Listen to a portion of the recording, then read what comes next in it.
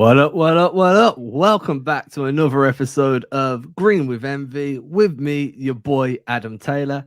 As usual, joining me just like he does each and every time, it's my homie. It's the coach of the podcast. Sorry, Will, I'm butchering this intro. Mr. Greg Manakis. What's popping, Greg? Yeah, the one thing you can't say, even though we've become good friends, is you can't say my best friend because That's what threw me.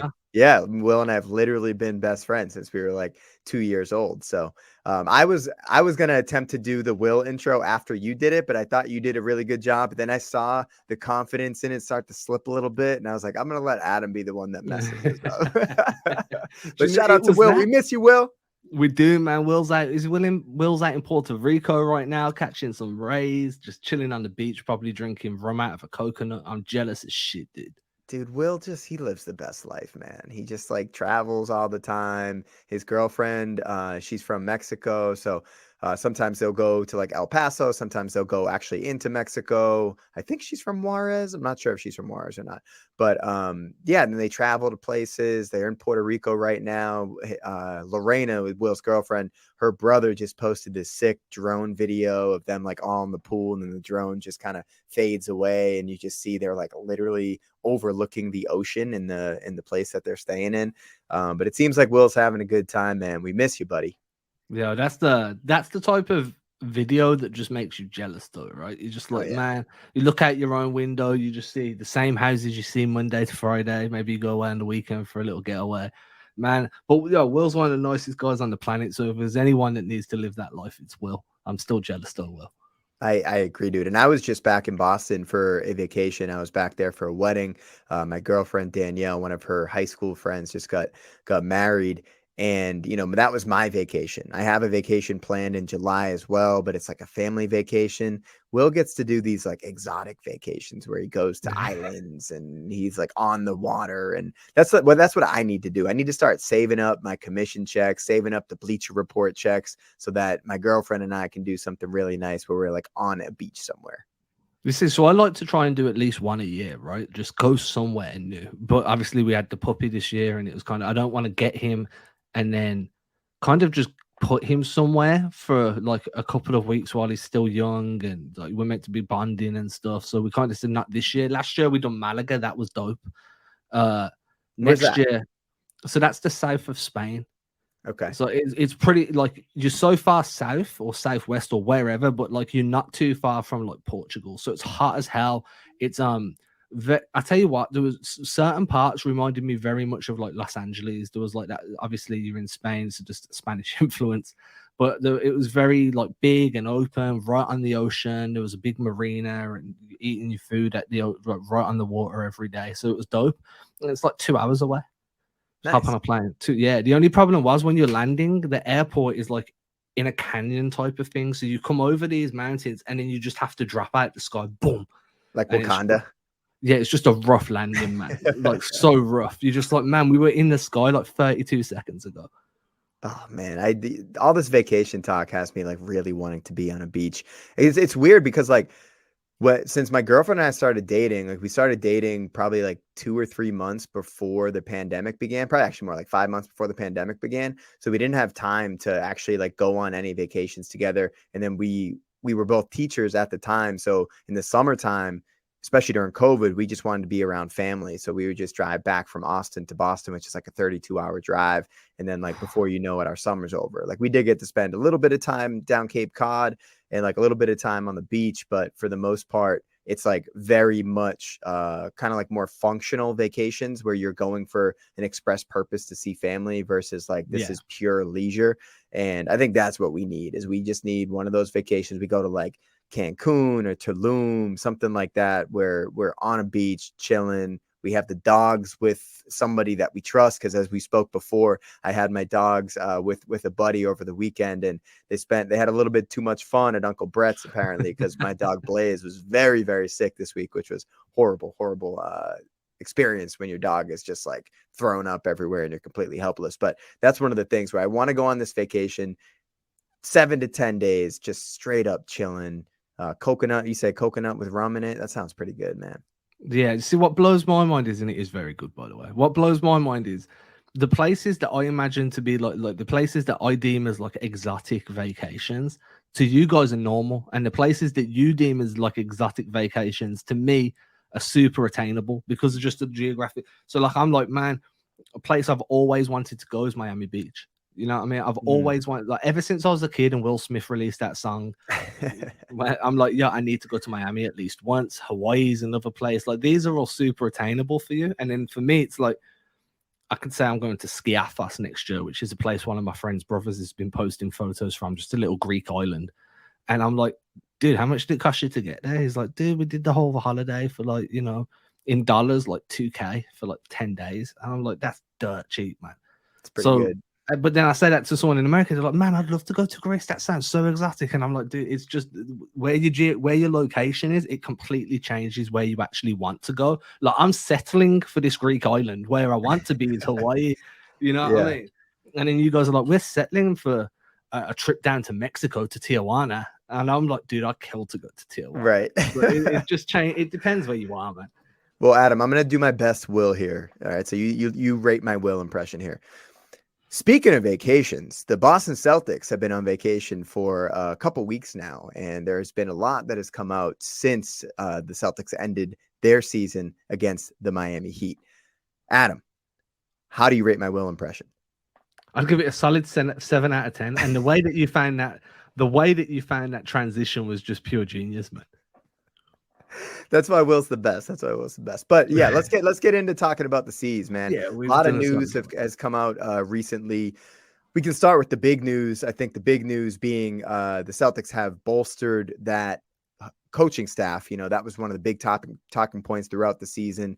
Obviously, with Mazzulla taking over the head coaching role, Will Hardy departing, Ime Udoka being suspended and then fired, and then the three coaches, Ben Sullivan, Aaron Miles, and Mike Moser, you know, with not a lot of experience being the right-hand men for Joe Mazzulla, and obviously Damon Stoudemire, you know, leaving in the middle of the season. So a lot of upheaval in that coaching staff, and the Celtics made it a priority. Brad Stevens talked about it. He wanted to add veteran assistant coaches, and he has fulfilled that promise, adding 53-year-old Sam Cassell and 38-year-old Charles Lee to the coaching staff. Sam Cassell obviously was part of that 2008 championship team. He's been under Doc Rivers pretty much his entire coaching career. And then Charles Lee, most recently under Coach Bud in Milwaukee. Adam, when you hear the news that we finally have veteran assistant coaches on that coaching staff, how do you feel? I wish we had a soundboard where I could be like, hallelujah. I'm gonna make an admission. I remember, and I admitted this on Twitter as well, the Ben Sullivan and Aaron Miles moving to Houston, that completely went under my radar. I remember the report that they were, you know, potentially going, and Ime Udoka was going to reach out. I remember that. I never saw it. Like, it was such an under the radar move that those two guys went. Like, there wasn't like a big announcement. It didn't hit me in the Slack channels that I'm in. Didn't come across my news desk for some of the sites that I work at. So that was when I was looking. Like, I even tweeted out earlier the Celtics staff, and I had Aaron Miles and Ben Sullivan in there. I had to delete the tweet because I looked like an idiot. You know, things happen. It's very rare things slip through the cracks with me, but it happened. But I just want to put my hands up there and say, yeah, I missed that one. I will say that, you know, Sam Cassell for me was one of the best assistant coaches in the NBA. Charles Lee, there's a reason that he's been up for so many head coaching jobs, and just because he hasn't got one yet doesn't mean he won't. 38 years old to be, you know, let's put this in perspective.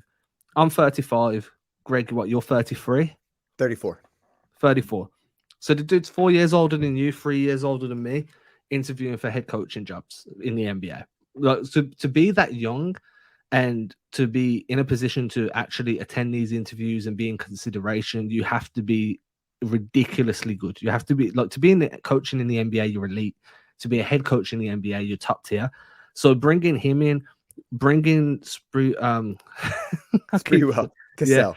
Yeah, Sprewell. I don't know why. Bringing Cassell in, all of a sudden everything starts to line up where not only do you have talented assistants, but you have two voices that have both been around the league, in the league. You've replaced Damon Stoudemire's player kind of relations role, but more than, you've kind of doubled up on it. You've really improved because where the Celtics at the moment, they don't really need that player development coach no more, right? Like, they're pretty much who they are is who they are. Now it's about getting the message across, having a go between the players and the coaches so things don't get lost in translation. And I think that these two guys coming in, Cassell and Lee, are going to be huge, absolutely huge. I just want to point out as well, I know I'm rambling here. I want to give a shout out to John Corrales because he pointed this out. So just to give him the props for me kind of mentioning it, I don't want to be stealing no one's content. He made a point of being like, another aspect of this is not only are these two highly ranked coaches, not only are these two former players, but they're also two people of color, which now gives them the bench more of a diversity. And that's something that Jaylen Brown and Jason Tatum have been very vocal about, and having more diversity in the NBA, having more diversity on their bench. And the way John Corrales worded it was, the Celtics are kind of speaking to their superstars, saying, look, we hear you, we understand you, but without doing it, they're putting their money where their mouth is and bringing in guys that can relate to them. So I think that's a big factor in both of these hires. Yeah, for sure. I hadn't even considered that. Didn't see the Corrales report or tweet or however you saw that information. But that's a really good point. And it's one thing for the organization to like hear the fans and hear all the criticism of the coaching staff throughout the year. But your point about them listening to the players, I think, is the more important thing, because fans are going to say what fans are going to say. Podcasters and analysts are going to say what we're going to say. But at the end of the day, it's the players on the team that you need to listen to, right? Because the fans, we're as you said, we're not elite, right? We're just guys that are talking about the game. We're trying to be better analysts and be better talking heads for everybody out there that comes to Green with Envy, that comes to Celtics blog, wherever they get the content. But like, the players are the ones that they really need to listen to. And I think Brad Stevens doing a really good job with that. I wonder if that factored into Stevens' decision, at the beginning of the year when everybody was clamoring for Stevens to come out of the front office to be the head coach, if that was one of the things that factored in. But you brought up Jaylen Brown. I did want to talk a little bit about Jaylen Brown. I know that you tweeted out today, you're kind of against the idea of super maxing Jaylen. You are okay with maxing Jaylen. I just want to touch on the Jaylen Brown conversation for a couple minutes here. Yeah, man, go ahead. I've got a lot of opinions on this. They're quite polarizing, and I'm not doing it to be polarizing. Like, I genuinely believe what I'm saying. Yeah, go ahead. I want to hear from you. Yeah, so I'm just like, look, I understand that if you're eligible for a supermax, you deserve to be at least offered the supermax. I understand that train of thinking that everybody's putting out there. Jaylen Brown put the work in. He got back and got named as All-Star for the second time. He made the All-NBA second team. He was at times the Celtics' best player through the season when Jason Tatum went through slumps. The problem is, in my opinion, a supermax guy should be an undisputed number one guy on a team, or at least like talent-wise should be capable of being an undisputed number one guy on a team. Not any team, not a rebuilding team. If you're supermaxing someone, we're talking the biggest amount of money that an NBA player can legitimately earn in a contract.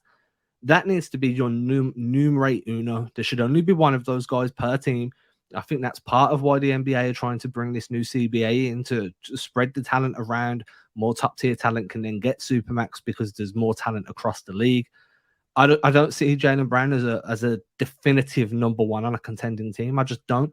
And for that reason, I don't believe that he should be extended a supermax. When you factor in the new CBA, the second tax apron, as Keith Smith, that was on the last episode, or the episode before that maybe, said it's the super tax. He likes to call it the super tax. And one of the reasons is, if you're over the second tax apron, your pick gets put back to the last pick in the draft, your upcoming pick.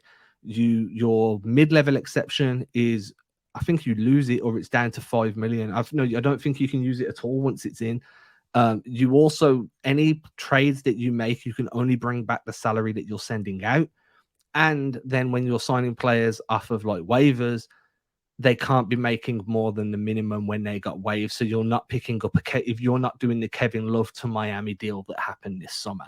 So all of those reasons, when you factor in that Jaylen Brown's supermax contract will play a big part in Boston being over that second tax apron, factored in with the fact he's not a definitive number one on a contending team, talent-wise, I'm completely out. I just don't think it's a smart cap utilization. Yeah, and it's really unfortunate for Jaylen Brown because any other year, if they hadn't come out with this new extremely prohibitive CBA, you would say, yeah, of course you supermax Jaylen Brown. Like, he deserves it.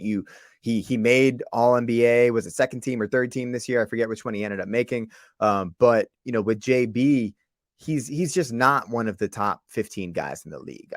There's nothing wrong with saying that. He's a top 25, maybe top 30 guy in the league. And if you're giving top 10 money to a guy that's not a top 10 player, it's really difficult to build a team with this prohibitive CBA that's coming into play here. It's just unfortunate that it's happening as Jaylen Brown eventually has earned that chance to make supermax money. Because if you remember Jaylen Brown's first extension, we didn't max extend Jaylen Brown. That was one of the issues with that initial extension. I think it was like $5 million underneath what was the max at the time for Jaylen Brown. So he's already taken a hometown discount. So if you're going to ask him again when he's earned this supermax to say, you know what, JB, we're not going to give you the supermax because of the CBA. I know you're an intelligent guy. You understand how hard it will be to build a roster because of this, but what we can offer you is the max. If I'm Jaylen Brown, I'm just like, no, I'm not doing that. Like, you got to trade me now, because if you're Jaylen Brown, you feel that you deserve this money. And it's just really unfortunate that it's happening the year he is eligible for it, because any other year I would have said, absolutely, you extend Jaylen Brown supermax. But if we're not going to extend that and we offer him the max, I would not be surprised if Jaylen Brown is on the move this offseason, because if I were him, that would be a hard pill to swallow. I think that it's worth remembering as well that it's not we offer you the max or we offer you the super max. You can offer anywhere in between those two. So the max is 30% of the cap. The super max is 35% of the cap. You can come in with an offer that's 32% of the cap. Now, that's still 2% more than what any other team can offer. Mm-hmm. Right. And when you're talking hundreds of millions of dollars, a percentage is a lot. It's a whole heap of money. Right. So there is a world where the Celtics come in maybe at 32% of the cap with a 3% escalator, where it's like, hey, these are incentives. Mm-hmm. But even then, to me, that's still too much. Like, the problem is as well, I've seen a lot of people say this, like, across Instagram, across Twitter, it's just everywhere. Jaylen Brown made an All-NBA second team. That means he's a top 10 player in the league. It just doesn't work like that. The All-NBA teams are positional. You're one of the top players in your position. That doesn't mean you're one of the top 10, top 15 guys in the league, because some elite guards missed out, some elite bigs missed out, and it just works that way. That's just how it goes. Yes, I think Jaylen Brown has earned the right to be supermax eligible. I just don't think personally that he's at the level of somebody I would feel comfortable supermaxing. He's a really, like, he's one of the best. Being top 20 in the NBA, top 25 is no joke. Like, that means you're better than 375 other guys in the league, or whatever, maybe even more than that. For 425, if you're top, just 450 players in the league, if you're top 25, you're better than the other 425. That's max caliber to me. That's maximum 30% of the cap. You're top 25 in the league. For me to be comfortable with a supermax, you've got to be in that top 10. That 1%. Do you know what I mean? Then I'm okay with the supermax. I'm like, dude, you don't lose a top 10 guy. So, yeah, I think a max for Jaylen, a super max for Jason, I think that's fair. But obviously, as you said, it's very unlikely that Jaylen takes that, especially when any other team in the NBA can offer him that same deal. Absolutely. And getting to another guy this offseason that the Celtics have to consider how much they want to pay him, that being a free agent, is Grant Williams. And there was some news that came out about Grant Williams per Woj that he is getting hand surgery. He was dealing with a tear of the radial collateral ligament of the third metacarpal phalangeal joint. How did I do with that scientific term? And I just want to start with Grant first. Reaction to the news that Grant Williams is getting this hand surgery, that he was playing through that injury. He's also playing through a ligament strain in his elbow that I think Jared Weiss had reported back in March. So what are your initial thoughts on Grant's injury report? I feel sorry. I apologize to Joe Mazzulla. Profusely apologize to Joe Mazzulla. I was very, very, very vocal about how Grant should be playing, and Joe was basically being an idiot for not playing Grant.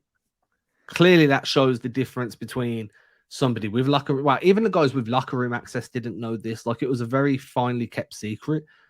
it makes a lot more sense now. And the elbow injury, I kind of trace back to when we was all there for the Lakers game. Because if you remember, that's when Grant caught that stinger on his elbow in the third. I think he had a stinger on his hand in the second, and then a stinger on his elbow in the third. And then his shooting kind of started to slump from there, if I remember correctly, because that led us up to the All-Star break, and that, you know, there was like a game or two before the All-Star break after I got back from Boston, and then Grant just absolutely slid. He kind of free fell. So I think that elbow injury was picked up during the Lakers game. And then, you know, Joe's done the best he can. He kind of shouldered a lot of the criticism for not playing Grant without telling everybody Grant was hurt, because that could tank Grant's trade value as well. It could tank his ability to negotiate in free agency. So yeah, I get it. But at the same time, credit to Grant, he was still playing deep into the postseason with a couple of injuries. Shows you how tough he is. Shows you how committed he was to trying to win a championship. I think that you know, both guys deserve a little bit more respect, and especially Joe Mazzulla. My apologies. Look at that. Adam Taylor apologizing to Joe Mazzulla on a podcast. That's on wax. It happened, everybody. You know, we haven't been the biggest fans of Joe this year, but, you know, that news with Grant Williams having had, or getting the surgery on his hand, having played through that since March, it's actually kind of interesting, your point where it's like, would he be hurting his trade value by reporting the injury earlier than now? I feel like it would have done a lot better for Grant to probably say that he was dealing with this injury throughout that time, because everyone's just thinking like, oh, Grant Williams is a $20 million a year player early in the year. And then people are saying, oh, is he even worth 10 by the end of the season? So, you know, if the Celtics had come out and said Grant is really struggling with this hand injury, he's playing through it, he's going to gut it out, to me, I think that actually probably helps his value on the open market. But now that we do know Grant Williams is getting this surgery, Grant seems like he wants to be back in Boston. He seems like he enjoys the culture. He loves Jason Tatum. They seem to be really good buddies. What are you willing to offer Grant Williams in the offseason, knowing that we are now playing under the super tax implications? Yeah. First things first, I want to circle back to the trade talk, the trade value in a moment, just to go through my kind of mental reasoning. Yeah. In terms of contract, though, I'm drawing the line. Before the CBA, I was drawing the line at 18 million a year, which was like a super overpay in my opinion. But sometimes you overpay to keep a core together, especially when that one piece is so multifunctional within a role. Now I'm kind of drawing the line at that 14.5 range. I feel like that's slightly over what Grant is worth in terms of what he produced this year compared to year 3. We've only had one really solid year from Grant. That was year 3. Year 2 was an absolute clusterfuck. Year 1, he was a rookie. This year, we've had a bit of both. So obviously now we know why. So that 14.5, you're kind of paying for what he could be rather than what he has shown over the course of a 4-year career so far. Yeah. I think that's fair. Yeah, and you said you wanted to talk a little bit about the trade value. Yeah, I just didn't want to take up all the airways about no, you're good. giving you're you good. a chance to share. Yeah, so my kind of train of thought there with Grant was, if you announce the injury, say you announce it just before the postseason, now you're under pressure to shut Grant down. So now the Celtics have to shut Grant down. He struggled from February onwards, so his trade value was declining from February all the way through to round 1. Now you shut him down, he never has a chance to kind of prove himself during the playoffs again. Like, there was some games where he done well against Embiid. There was some games where he, you know, showed that fight and desire against Jimmy Butler in the conference finals. And then you announce it, and now everybody kind of compartmentalizes his shooting struggles and his inability to get consistent minutes with, oh, well, he was playing hurt. And now that value starts to rise again because you're like, he toughed it out. He sacrificed for the team. He's a team first guy. You start to kind of level that value back out. Whereas if you shut him down, all that anybody would remember was, man, for 45% of the year, Grant sucked. And that to me would have hurt his trade value more than wait until the end of the season and then announcing it after it kind of played through pain a little bit. Definitely. No, that makes sense. Yeah. And that 14.5 number, I think that's probably a good line to set with Grant. I agree, man. Like his production year 3 is enough to say, like, we've seen enough out of you to know that you have the potential in you to earn that 14.5 based on his performance this year. In like over the entirety of the 4 years, I'd probably keep him around the Robert Williams number, 10 to 11 million. That's probably where I would hope Grant Williams would accept. I don't know what the market for Grant Williams is going to be in this offseason, if someone's going to come over the top, considering that all teams have to consider the new CBA. It's not just the Celtics that have to consider that. So, with Grant, is the new CBA going to hurt his overall value around the league? We don't know, but I like the 14.5 number. If that's what we end up offering Grant Williams, I would be cool with that. And hopefully Grant is here to stay. But you did mention Grant going up against Jimmy Butler in the Eastern Conference Finals. And I feel like we do have to talk about the NBA Finals, because the Miami Heat are all the role players, the undrafted guys, dude. They're all turning back into the players that we all know that they probably are. Caleb Martin is not a 19-point per game guy. He's averaging 6 in the NBA Finals after averaging 19 against the Boston Celtics. Gabe Vincent down from 34.5 minutes to 30 minutes a game in the NBA Finals, all because of a very simple coaching adjustment. And just anytime Gabe Vincent is on a bigger player, they are punishing him in the post and making life hell for him, so that Spoelstra has to make a decision. Do I go with Gabe Vincent, who gives me a little bit more on offense, or do I have to go to a Kyle Lowry who can hold up on the defensive end in the post a little better than Gabe Vincent can do? But man, like when I watch this finals, and I've watched every game, it just kills me when I see the basic adjustments that the Nuggets have made to take guys like Gabe Vincent and Caleb Martin like out of the equation.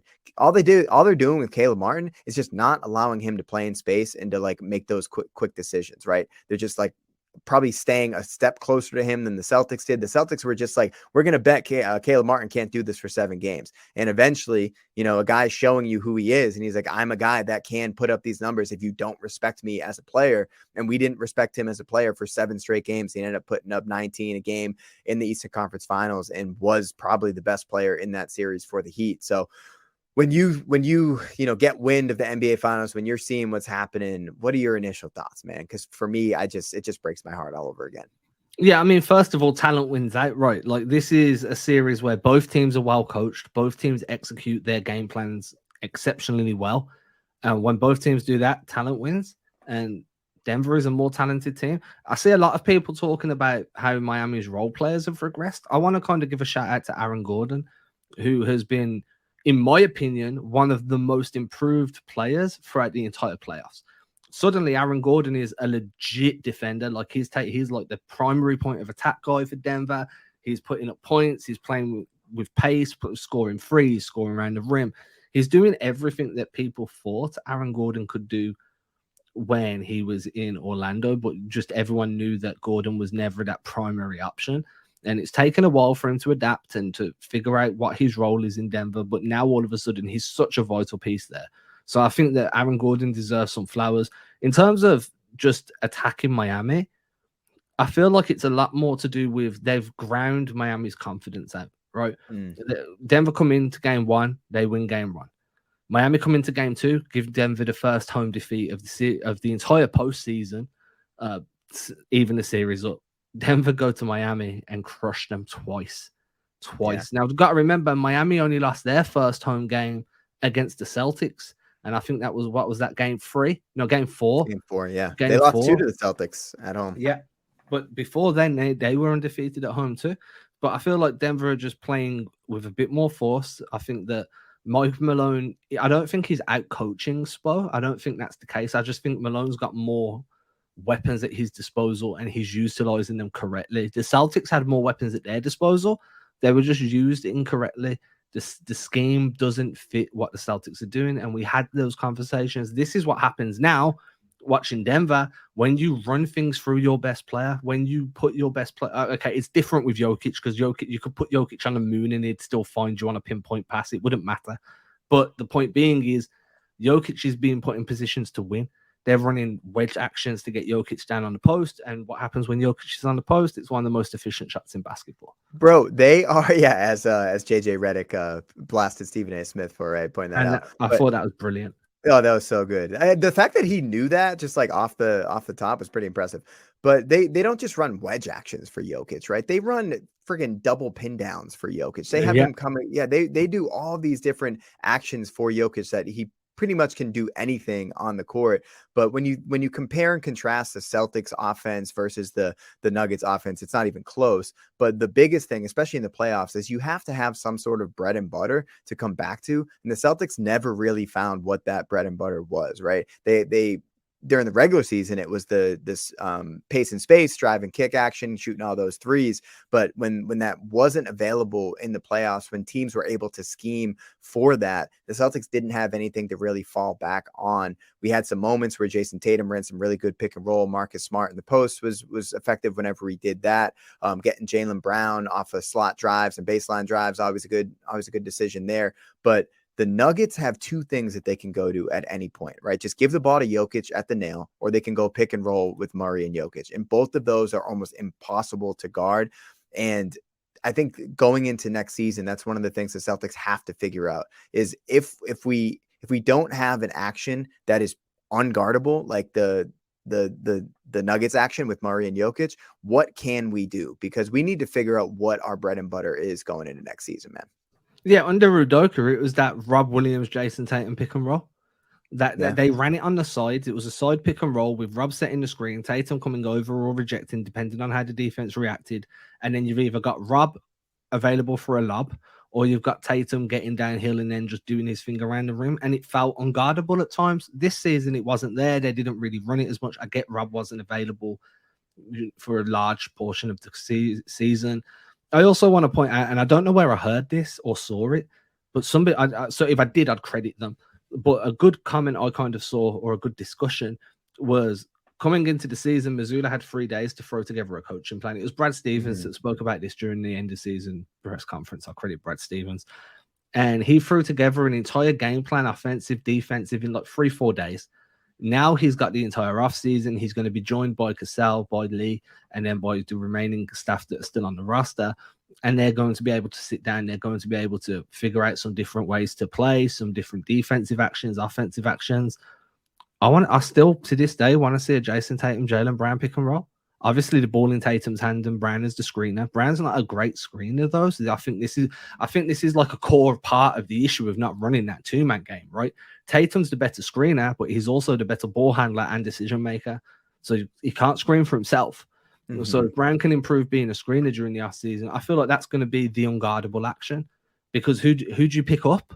How'd you deal with Jason Tatum and Jaylen Brown on a side pick and roll together? It's just going to be so tough.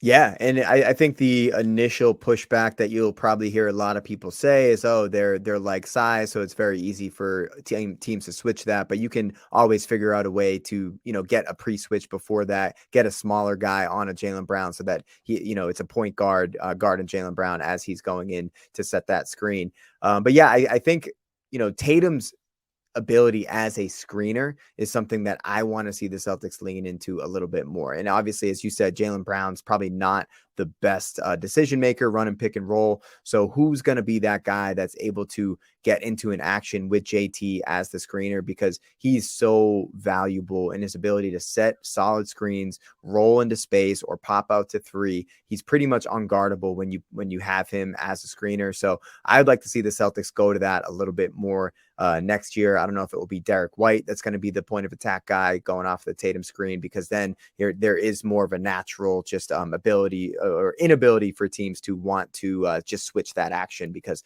they don't want to have Derek White's probably smaller guy switching on to Tatum. You don't have to do as much to kind of facilitate that or manufacture that the size differential with the switch. But Adam, we are about 35 minutes here into the pod.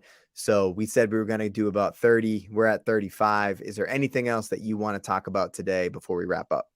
No, I just want to point out that if you want to avoid the like-sized downside of a Tatum and Brown pick and roll, you run a Jason Tatum, Jaylen Brown Spain pick and roll, where the ball handler receives a back screen off somebody and then the back screener pops out. So you can throw Grant Williams in there. And now all of a sudden, it doesn't matter. There's a switch. There has to be a switch. The only way you defend the space, then all of a sudden everything's fixed. The Celtics ran so much Spain actions last season that it's ingrained into them. Run Yeah, that. they know the Spain like the back of their hand. They know ram actions like the back of their hand. They Yeah. can always go back to those things that we didn't see a lot this year. No, we didn't see a lot of RAM. Especially they used to do one I used to like was they'd do a RAM screen and then the guy coming off the down screen would ghost the first screen and set a pin down for a shooter to curl off the corner. And that used to just cause absolute nightmares for guys. They didn't run that barely ever. But if you want to get away from that, hey, Tatum and Brown are similar size, how's the pick and roll going to work? You just throw it in a Spain action and then things just figure themselves out. Other than that, I just want to say that I miss basketball. I miss Celtics basketball. That's what I miss. Yeah, there was like a couple days where I was like, you know what? I needed this break. I needed the ability to, have a life and just do normal things where my entire schedule wasn't based off of the Celtics and off of the next podcast I have to record, the next thing I have to write. So it's been nice for like the initial reprieve, but now I'm just watching the finals. I'm like, damn, I really wish I could see the Celtics in their second NBA finals to see what Jason Tatum could have done if he didn't sprain his ankle. Just see Jaylen Brown versus Jamal Murray, just to see that, because coming into the season, I had Brown above Murray. I think that ranking is probably flip-flop now when you see what Jamal Murray has done in this postseason. I'm excited to do the end of season player rankings with you and Will. I think that will be a fun pod that we have scheduled here in the next week or two. But if that's all we got to talk about, I do want to take a second to plug a new song that everyone's going to hear right now, my man. My question to you, Adam, I know that you retweeted everything. Have you had a chance to listen to the new Black Sheep Optimist release, Questions and Lies?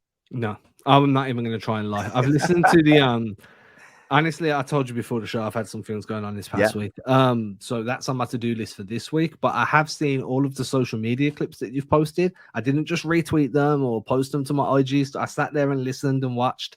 I very much like the aesthetic of the video where you're sitting there with the book and you kind of, but I haven't listened to the full track yet. That's being genuinely honest.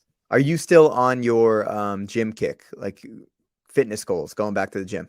Yeah, that's obviously got put on hold for a week. Yeah. Throw it on your playlist. I think it's a perfect song to get you pumped up at the gym.